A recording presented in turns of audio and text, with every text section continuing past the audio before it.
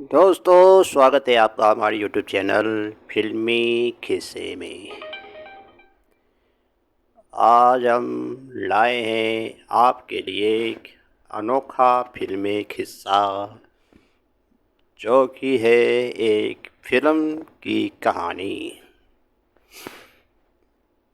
जिस फिल्म का नाम है गुमनाम। दोस्तों, यूँ तो गुमनाम नाम से 2 बार फिल्म बन चुकी है। पहली गुमनाम 1965 में आई थी और दूसरी गुमनाम 2008 में आई थी।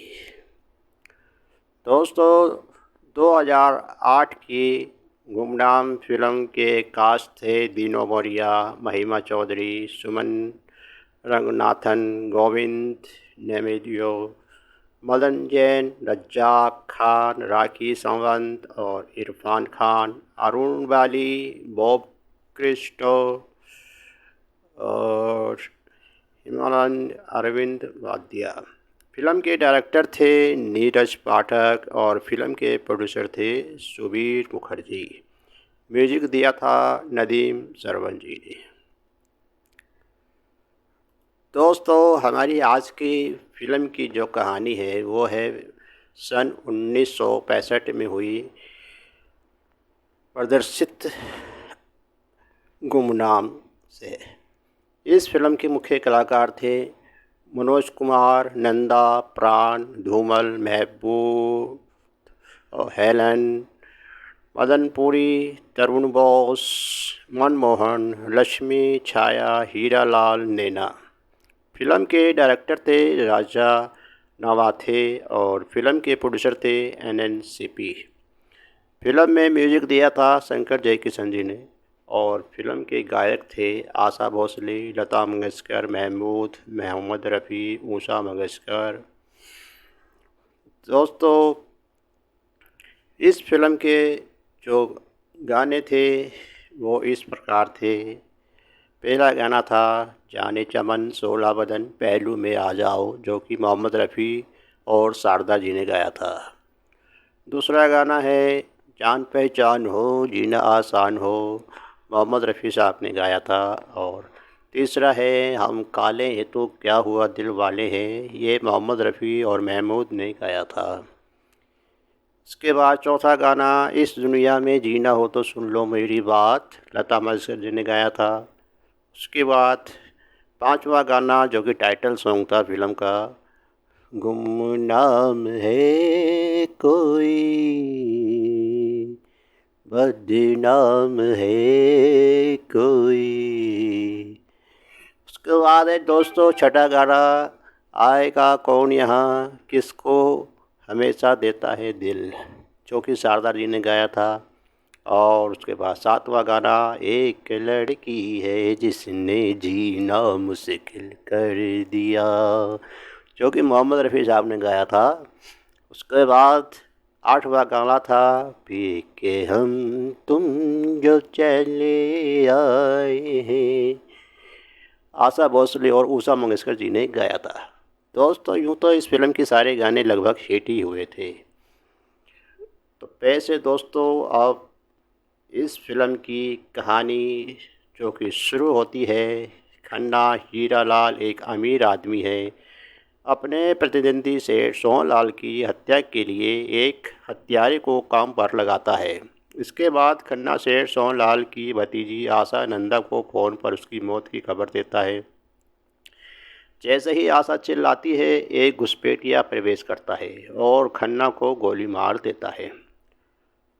कुछ दिनों के बाद आशा एक विदेशी देश की यात्रा जीतती है और 6 अन्य लोगों के साथ बैरिस्टर राकेश प्राण, धर्मदास धूमल और किशन मनमोहन, डॉक्टर आचार्य मदनपुरी और मधुसूदन शर्मा, तरुण बोस और किटी केली हेलन, इन 6 विजेताओं और चालक दल के सदस्य आनंद मनोज कुमार को ले जाने वाले विमान को एक अज्ञात द्वीप पर आपातकालीन लैंडिंग करने के लिए मजबूर होना पड़ता है।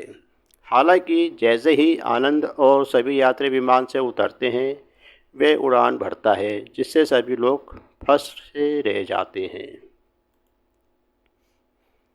एक रहस्य में अनदेखी महिला गाना शुरू कर देती है। ये गाना फिल्म के दौरान अलग अलग समय पर महिला को देखे बिना सुना जाता है। और गाने के बोल तो आप जानते ही हैं, गुमनाम है कोई।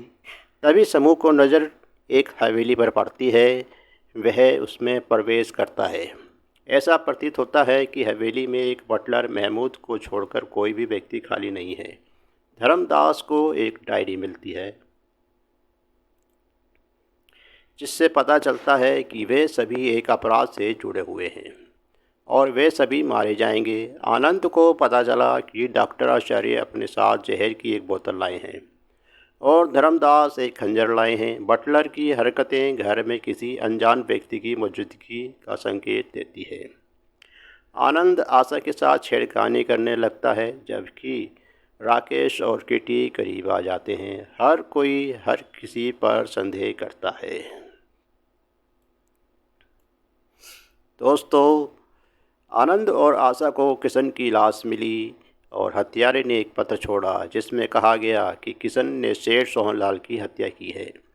समूह को मानना है कि धर्मदास ने किशन की हत्या कर दी, लेकिन वे खुद को निर्दोष बताता है और बाद में धर्मदास को मृत पाया जाता है। आनंद ने निष्कर्ष निकाला कि अपराधी उनमें से ही एक है और इससे ये स्पष्ट हो जाता है कि सभी लोग सेठ सोहनलाल से जुड़े हुए थे। राकेश ने खन्ना के आदेश पर सेठ सोहनलाल की वसीयत लिखी थी। दोस्तों, जबकि किट्टी सेठ सोहनलाल की निजी सचिव थी, जिसने खन्ना के निर्देश पर सेठ सोहनलाल की वसीयत राकेश को भेजी थी। हालांकि दोनों में से किसी को भी दूसरे के बारे में नहीं पता था। अगली सुबह आनंद ने देखा कि राकेश एक कुल्हाड़ी छुपा रहा है। तभी डॉक्टर आचार्य चलाते हैं और पहुंचते हैं कि शर्मा को कुल्हाड़ी से मार दिया गया है। हत्यारे ने एक और पत्र छोड़ा है जिसमें कहा गया है कि शर्मा सेठ सोहनलाल की हत्या में खन्ना का साजिश करता था। दोस्तों, उस रात डॉक्टर आचार्य ने बटलर और संदिग्ध हरकत में पकड़ लिया और उन दोनों के बीच हाथापाई हो गई। आशा और किटी की उपस्थिति में घायल डॉक्टर आचार्य भोजन कक्ष में प्रवेश करते हैं और आनंद का नाम लेकर अंतिम सांस लेते हैं। आनंद और राकेश एक दूसरे पर डॉक्टर आचार्य की हत्या का आरोप लगाते हैं, जबकि आशा ने आनंद में उसके विश्वास पर सवाल उठाना शुरू कर दिया। अगली सुबह किटी अकेले टहलने जाती है और उसी रस्सी से उसका गला घोंट दिया जाता है। राकेश और आशा, जो किटी की तलाश कर रहे हैं, उन्हें उसका शव और उसके पास आनंद की टोपी मिली। राकेश ने आनंद को अपराध स्थल से भागते हुए देखा और उसका पीछा शुरू कर दिया, लेकिन वह अपना निशान खो बैठा। गुस्से में राकेश आधी रात को हवेली में आशा के साथ बलात्कार करने की कोशिश करता है। आशा राकेश से बचकर भागती है, लेकिन फिर से उसने टकराती है। जब राकेश की पीठ में 2 खंजर लगने से वे मृत होकर गिर पड़ता है। हवेली में रोशनी बुझ जाती है, जो इंगित करती है कि हत्यारा आ गया है और आशा अगली है। हत्यारा आशा के पास आता है और वह डर के मारे बेहोश हो जाती है। हत्यारा उसे एक गुप्त कमरे में ले जाता है और उसे वापस होश में लाता है। शर्मा, जो हत्यारा है, आशा को बताता है कि किशन और धर्मदास की हत्या करने के बाद उसने डॉक्टर आचार्य को इस बहाने अपनी मौत को नकली बनाने में कोशिश करने के लिए मना लिया कि इससे उसे हत्यारे की जांच करने में मदद मिलेगी, और बाद में डॉक्टर आचार्य, किट्टी और राकेश की भी हत्या कर दी।